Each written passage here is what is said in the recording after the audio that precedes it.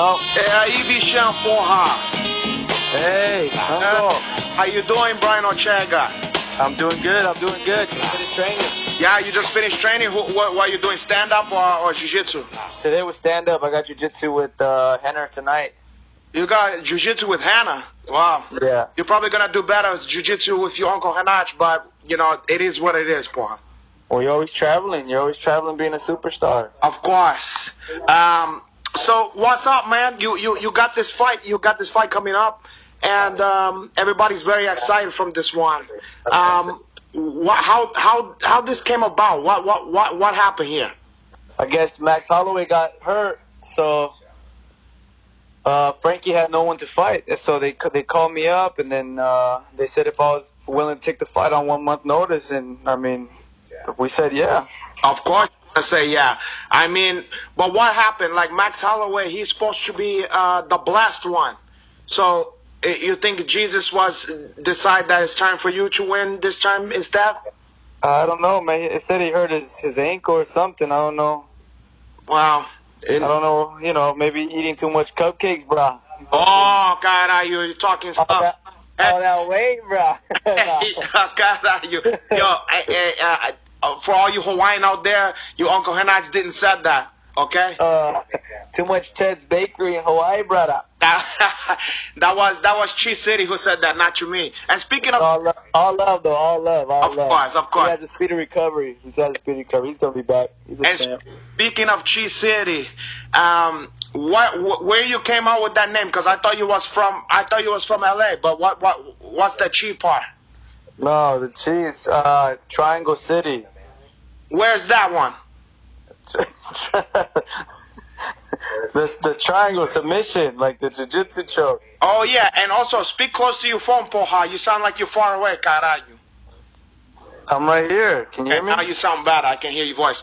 Okay. Triangle City's from that. Oh, I thought maybe I thought either you was from some kind of place I never heard of, or you was talking about Punchang. Is that other triangle? The Golden Triangle, porra, or the Bermuda Triangle. That's the Bermuda Triangle. Because that's where a lot of your Uncle Renato money got lost. So, let me to ask you, speaking of Punchang, you know, back in the day when I was starting Vale Tudo, you know, there wasn't a lot of handsome fighter out there, you know, to be like a guy who was good looking. They didn't took you seriously, you know. You was just a catalog model or the Hunway model, or you know, you can be like they treat you like a piece of meat, you know. But then your Uncle Renato was blazed the trail for guys who was fine as hell, who can also be taken seriously in Vale Tudo. You set the trail for us, man. At least guys like me. Because I think a lot of people think that you might be one of the Diaz brother who was like the model one, you know, the one who is like you look like a Diaz brother who was a model, a fashion model. That's a good one. Never heard that one. No, I think maybe you should look into that. What's the deal? Now you Mexican or you half white or something like that? I'm full Mexican. You full Mexican? Where you got that blonde hair from? I don't know, man. I tell my mom, I go, "What's up with that mailman?" Yeah, exactly. Who was the mailman at that time? But the milkman. The milkman. Yeah. But, because maybe you look, it's like because you have blonde hair, like when you see the picture of Jesus, he have blonde hair. Why? Maybe that's why you're blessed from Jesus like that. I know. I actually put my hair, when I grow my beard, I put my hair down. I pretend to be Jesus. I think Jesus said, porra, I want this Mexican gentleman to be blessed. I want him to be Mexican, but I don't want him to look Mexican. He's gonna look like Brad Pitt. So, I'm a fighter. You know, I got the best of both worlds. You know, you're a fighter. And you look good, so I break hearts and faces. Hey, look, I know what that's about, porra. I've been, tell me about it. I've been living that my whole life. So Ortega, now I've come to find out, because I didn't know this about you, that you came from a very rough area. Because when I first found out about you, I thought you was from the Ortega the taco shell family fortune.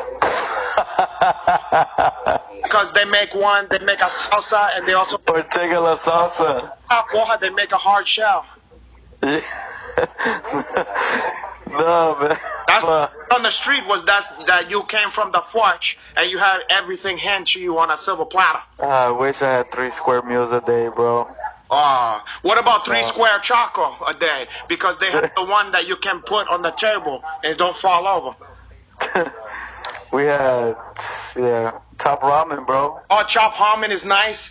Also, they have the one, Cup of noodles. Yeah, cup of noodle, but also you probably didn't even got the chopped ramen. You got the fucking one that's like, you ever seen the one that's like in black and white? It just say ramen.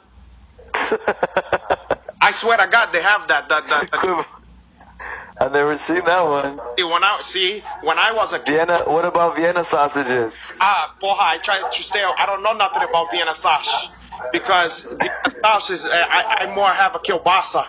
You understand? Okay. You know, that's why a lot of women thought that I was didn't came from Brazil. They accused me of coming from Hillshire Farm because they see that I have a kielbasa. Yeah. So let's get off of my kielbasa and let's talk about something else here. Yeah. You know, we was talking about the fact that you have your blonde hair, blue eye, and even though you're not part white, I think a lot of people look at you as like the Miklo, of Blood In Blood Out, of MMA. What? That's my favorite movie. That's your favorite movie? Hell yeah. Oh, I like that movie myself, you know. So tell me, who you look to yourself as being? Are you more a Miklo style, or are you more the guy Benjamin Bratt? I'm Miklo for sure. Yeah, but you know what? Let's hope that nobody tried to blow my leg off and to tell you to give me some chong. But look what happened though. That's true. So a lot of these fighters in the UFC is try to push up on you and to intimidate you the same way when he was go to county and then when he was go to wherever, Pelican Bay, wherever the fuck he went, they was try, even the black guys. You have some black guys in the UFC who try to push up on you like that? No, man, no. I always got my killer bees with me, man. We ready at all times. If anything pops off, it's on and cracking. I feel you, you know, because I remember Blood In Blood Out but you got to be careful because you know that the black guy who is like the transvestite or whatever you call, when he grab you, he have a tight grip on. You go, you're on the clock, bitch. Yeah. Midnight is coming. Yeah, exactly. Hey, Cinderella, go find yourself a fella. Cinderella, go find yourself a fine fella. But you're gonna find midnight is coming, and you're on the clock, bitch. This is true, my brother. And you're gonna find that skinny black guy, he have a good his control there. And then when you say, "I'll kill you, faggot," or whatever he said, you're gonna he's gonna say, "Oh, you will." Oh, you will. Will. And he actually did have some good wrist control. You're right. And who would that be? Who would that be if you was to say the Cinderella guy in the UFC? Which fighter would that be? Wait, man. Who's a feminine? Well, not feminine, but skinny and black. I don't really talk to UFC fighters, bro. Okay.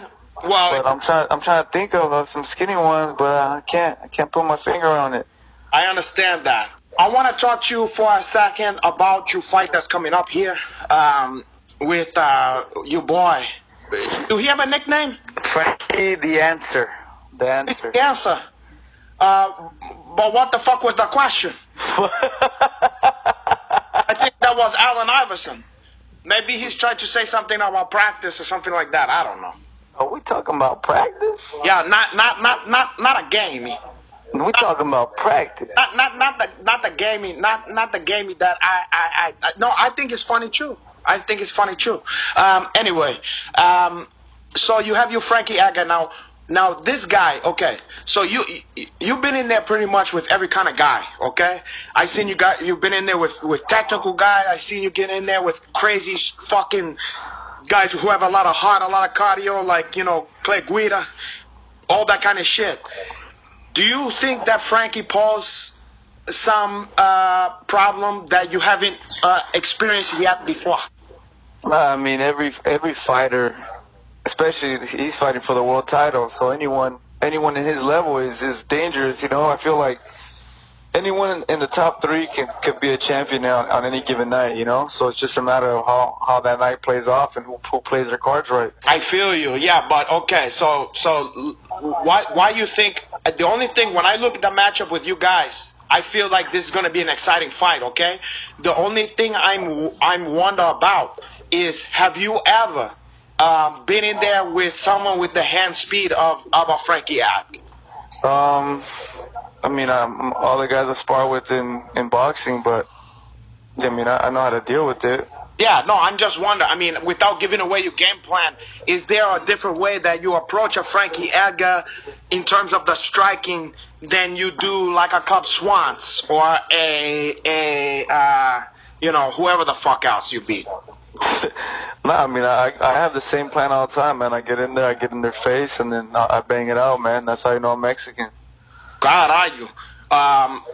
What about now? Let me ask you this: do you got blue eyes? I got blue eyes. God, are you? Now, when you do you use that ones to like the caquita, the blue eyes are turning caquita brown. Do you use the caquicha azules to manipulate them to hypnotize the way you would do with a young lady or something like that? In a different way, but yeah. But in a different way because they get mesmerized by that one. Yeah, I want to mesmerize with the eyes and catch them with the right. I like that. Yeah, they in your spell because you know how they have jab right. I got jab eyes right. Oh, God, I like that because Tony Ferguson used those kind of tactics, but he used salsa dancing. Oh shit. Yeah. Wow, I like that. Because when I talk about the blue hair, I mean the blue eyes and the blonde hair, I think about that you remind me and you remind a lot of people is talking on the streets and in the MMA community that you also remind them of a gifted psychic that is from TV, from Telemundo. His name is Walter Mercado. You know who is that? No, I haven't. Well, Telemundo. I'm surprised I haven't heard of it. Yeah, because maybe you're a little young, my brother. This ain't my first barbecue over here. I've been around. Okay. As you know, because I've been an idol of yours for quite some fucking time over here. But I want you to go, and this is gonna help you in your fight. I want you to go, and I want you to look up Walter Mercado. Okay. Walter Mercado. Okay, and he remind me of you, and you have some of the same spirit and the same essence as that guy. And when you see him, you're gonna realize, okay, now I have my spirit animal over here. Okay. Yeah. I've been your idol for so long, but I need you to also to have this guy, and he's gotta take you the rest of the way, Walter. Okay. All right. Okay, and I know Hannah, okay? Look, I'm the one who was like an uncle to Hannah, and he don't want to give me a lot of credit, and that's okay, but, the proof is to the pudding here, and I know that I feel proud of you because what I gave to Hannah and then he was taken, make to his own, he's also then transferred to you, okay? The lineage is strong. Yeah, but the part that's the problem is not only that my teachings transfer to you, but now we're gonna have to transfer some of your funds to my bank account, porra. Oh shit. This is the problem. You wetting your beak over there at the UFC. You're getting these big fight now. But what about your Uncle Hanach? Uncle Hanach, I'm gonna take Uncle Hanach to a nice steak dinner. Well, caralho, your Uncle Hanach don't eat meat no more, so I'm just gonna. How about you just give me the money for the steak dinner? Got it. All right. Okay. Okay. So now I want you to. You got any other stuff besides the fight that you want to promote? I mean, I'm starting my own foundation this year. Oh. I mean, so coming soon, man, and this foundation to help people who are down and out. It's funny you say that because look, I didn't want this interview to get into any kind of, I wanted to keep positive here, but now that you bring this up, I have a bones to pick with you, okay? Okay. Now, on your last fight, when you was get that your signature win against Cub Swans, you said something about you want to dedicate yourself to helping a charity to help kids. No, that I want to get attention for people to donate money to my foundation so I can help kids and help people. Yeah, but see, people is one thing, but when you're getting into kids, the area of kids, now you're stepping on my toes. Because, you see... I'm helping the ones you left behind. Well, listen, here's the stuffs. When I'm trying to be instrumental in ending, my fight in ending against child support, when I have another guy out there who's trying to promote, it's like it cancels each other out. Because I don't know how much fucking help these kids need. I already brought these guys into the world. What else I got to do here? Be there for them, love them. Talk with them. Yeah, that have a relationship with them. Where the money comes in on that one. All that is free. Exactly. Oh, but imagine these kids have dreams, right? Dreams do cost money. Training does cost money. Teaching does cost money. Taking them to a baseball game or putting them on a baseball team, putting them on a soccer team, buying some books for them, all that costs money. Money makes the world go around. Yeah, but there's a lot of free shit that don't cost money. Like when I know, that's love. When I go to the beach, I see them, like a lot of Mexicans, they take advantage of the free stuff. You see a lot at the beach and at Griffith Park. Look at Costco. Everyone's there for the samples. That's true. But you know what? See, these kids, a lot of people accuse me. They say, well, what happened? How come you don't want to take care of your kid? And I say, look, if you have a doggy, okay, and then you know how you sometimes that dog get lonely, you want to bring another one so it can be friends with that one? Yeah. So I made a lot of kids, okay, so that they can support each other. They have a community now. And they can lean each other for support, okay? So now, how much more I gotta do? These guys they got a great support system here. But now let's just give them some stuff to play with. Let's buy them some basketballs. Let's buy them some basketball courts. Let's get them active. Do you want a bunch of lazy kids? Do you want a bunch of athlete kids that they're looking to inspire themselves and create a better future for themselves? Listen, Cheese City, think about this. Think about this, uncle. When they grow up, they're gonna take care of you. Yeah, that'll be the fucking day. I'm gonna agree and disagree with you, Cheese City, because I don't want this. This interview has been a pleasure, and I don't want it to go into a very dark direction. Okay. All right. Let's just stay off of that now. One more stuff.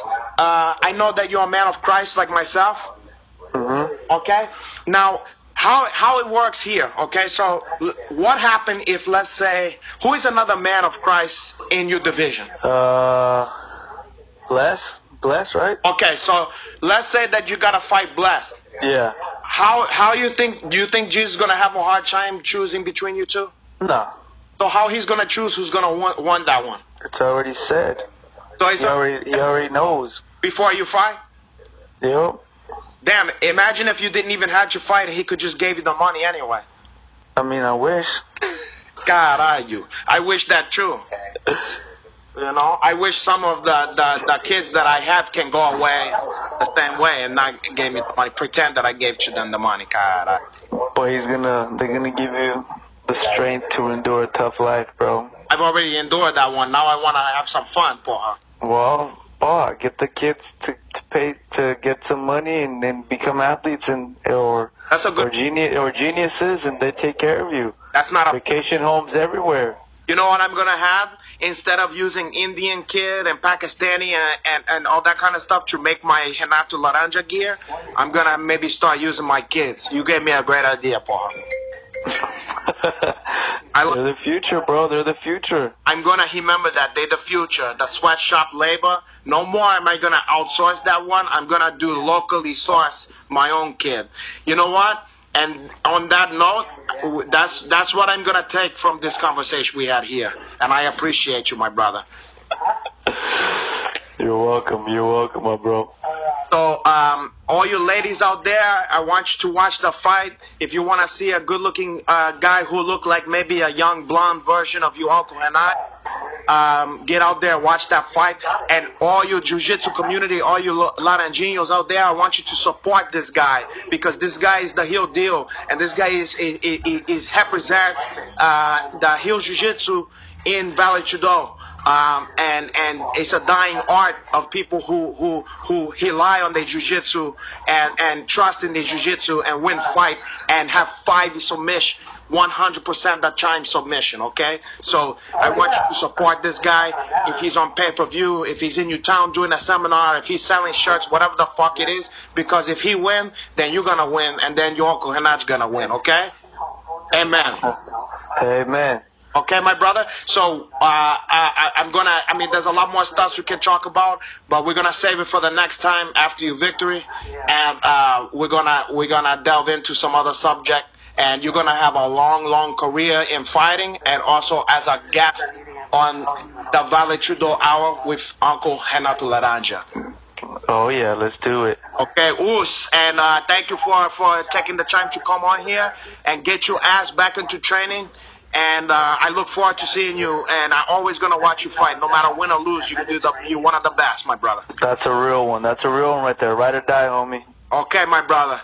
Us, and until later, Carnal. Okay, a rato, vato. Okay, entiendes, Mendes. Okay, ciao for now, porra. All right.